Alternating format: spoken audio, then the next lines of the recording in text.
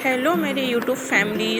Nainital blog में part 2 में लेके आ चुकी हूँ। तो पहले दिन मैंने आपको दिखाया इको केव गार्डन, और फिर उसी दिन हम लोग नेक्स्ट गए थे। ये एक फन जोन टाइप का था जहाँ पे रोपवे साइकिलिंग थी और भी बहुत सारे गेम्स थे। तो कुछ गेम्स आप अगर ट्राई करना चाहो तो कर सकते हो। मैंने तो ज़्यादा ट्राई नहीं किए, मुझे थोड़ा डर लगता है, बट मेरे हस्बैंड ने रोपवे साइकिलिंग ज़रूर ट्राई करी थी।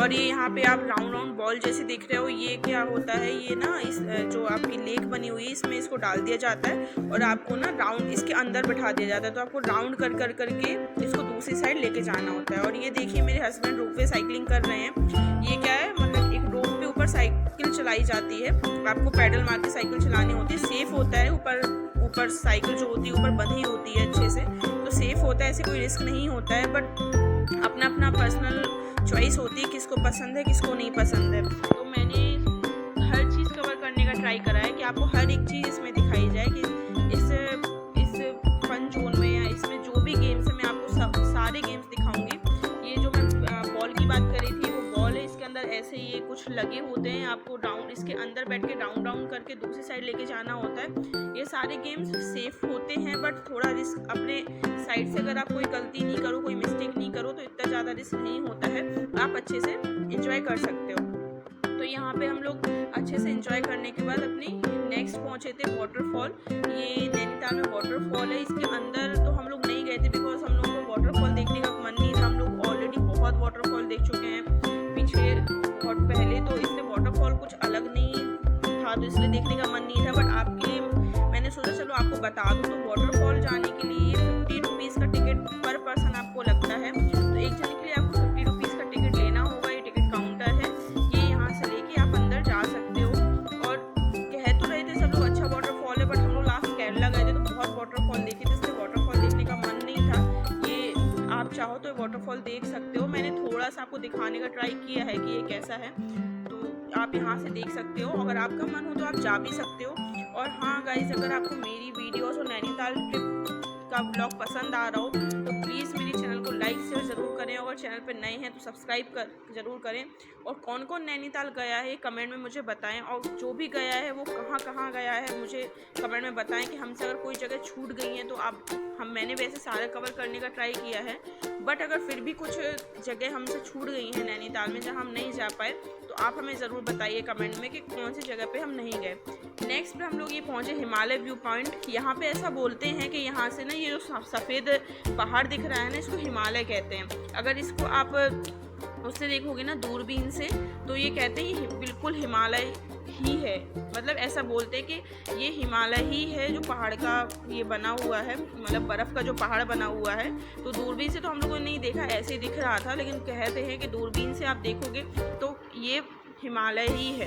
तो ये मुझे व्यू पॉइंट बहुत अच्छा लगा, मतलब एक रिलैक्सिंग सा लग रहा था यहाँ पे खड़े होने में, और काफ़ी अच्छा नेचुरल व्यू था, मतलब बहुत मज़ा आ रहा था। अगर आप जाएँ ना तो यहाँ पे ज़रूर जाएँ। और ये इन्होंने एक सेल्फी पॉइंट बना रखा है आई लव नैनीताल करके, जिसका ये लोग 50 रुपीज़ चार्ज करते हैं। अगर आपको यहाँ पे सेल्फी क्लिक करानी है तो आप आई लव हिमालय, जैसे मैंने बोला कि हिमालय का व्यू पॉइंट ही यहाँ पे दिखाते हैं, तो इसलिए हिमालय इन्हें लिख रखा है। अगर आप चाहें तो इन्हें 50 रुपीज़ दे के यहाँ पे अपनी सेल्फी क्लिक करा सकते हैं, बाकी एज योर चॉइस। और यहाँ से निकलने के बाद पास में ही हम लोग नेक्स्ट अपना गए, एक फन जोन बना हुआ था। वैसे ही मतलब दिन में कोई नहीं जाता क्योंकि ओपन बना हुआ है, इसलिए पूरा खाली पड़ा हुआ था। ओपन तो था लेकिन खाली पड़ा हुआ था, कोई भी यहाँ नहीं था, क्योंकि इतनी धूप में तो कोई ऑब्वियस सी बात है गेम इतनी धूप में तो नहीं खेलेगा।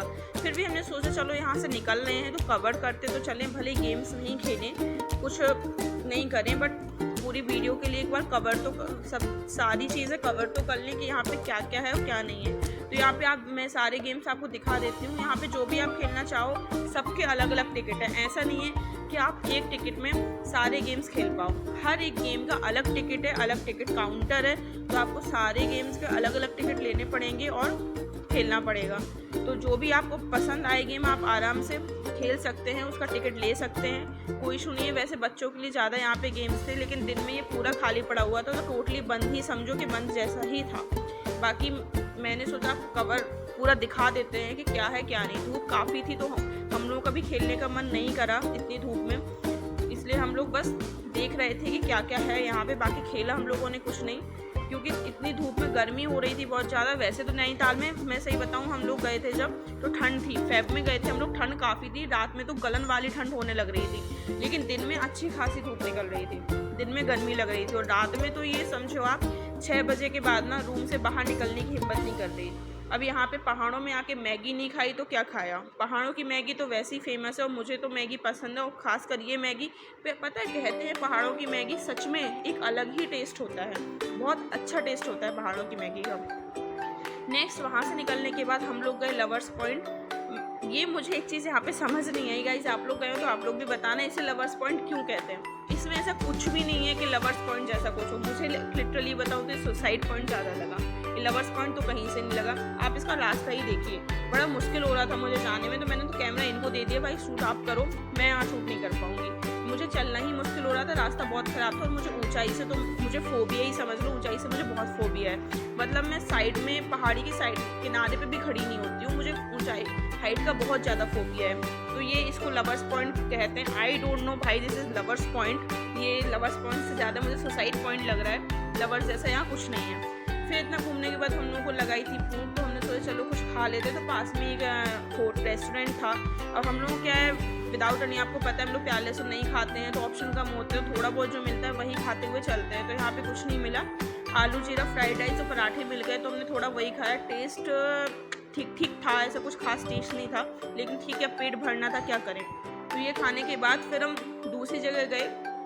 ये ऐसा कुछ फेमस जगह नहीं है, बट हाँ यहाँ पे कहते हैं कि यहाँ से सबसे ऊंची पहाड़ी ये है, यहाँ से आप देखो तो पूरा नैनीताल दिखता है। तो जब हम लोग यहाँ पे पहुँचे तो हाँ काफ़ी ऊंचाई पे ये था, हम लोगों ने देखा तो पूरा नैनीताल ही ऑलमोस्ट दिख रहा था।